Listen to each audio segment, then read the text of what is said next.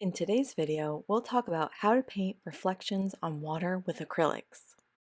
Knowing how to paint water reflections is an enviable skill that will help advance your painting abilities. Welcome to Acrylic Arts Academy. We teach the world to paint. We as artists are usually attempting to create a three-dimensional world on a two-dimensional surface.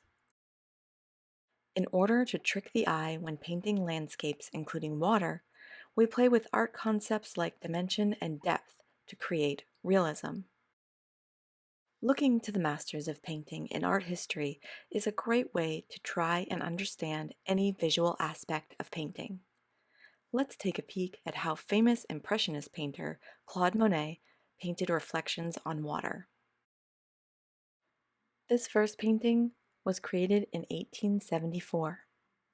In it, we can see that there are two sailboats and a small canoe floating down a serene waterway in the middle of a sunny afternoon.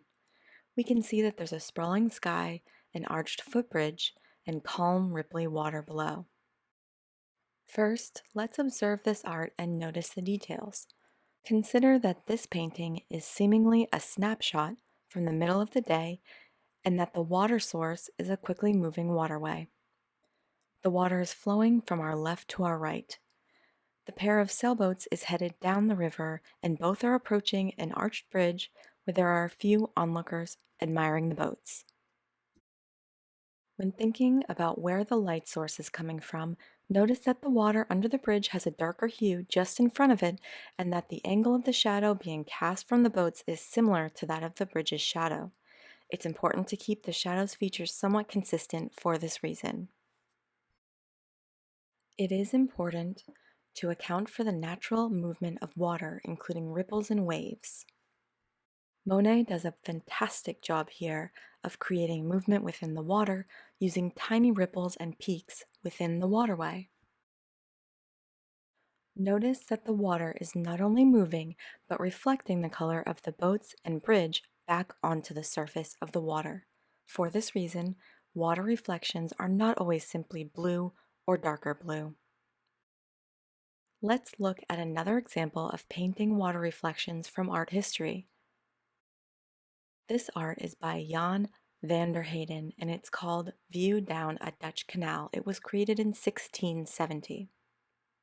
This painting shows us a more narrow and possibly slower moving waterway, complete with boats and another footbridge. This time, trees are lining the water on both sides, and the time of day looks to be late morning or afternoon into dusk. It seems the boats are tied up and not moving anywhere, and the trees look unaffected by wind. The sky is blue. Considering that our light source is the sun, we know the light is showing up in this image at an angle that affects our shadows.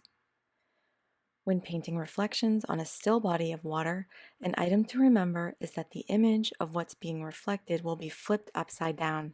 Another thing to consider is that the water itself will have a blue hue, which will slightly distort the natural color of the image being reflected. Here are a few important things to consider when painting reflections on water. First, consider the direction of your light source. Where is your light source coming from? Secondly, account for the natural movement of water, including ripples and waves. Third, always think about the color of the object being reflected onto the surface of water. Lastly, it's good to remember that calm, still water reflections differ from those in fast-moving water. If this video helped you better understand painting water reflections, please give it a thumbs up and subscribe to our channel for more helpful videos like this. Receive your acrylic painting supply list and paintbrush guides to help you get started. Just visit acrylicartsacademy.com/free guides. See you next time.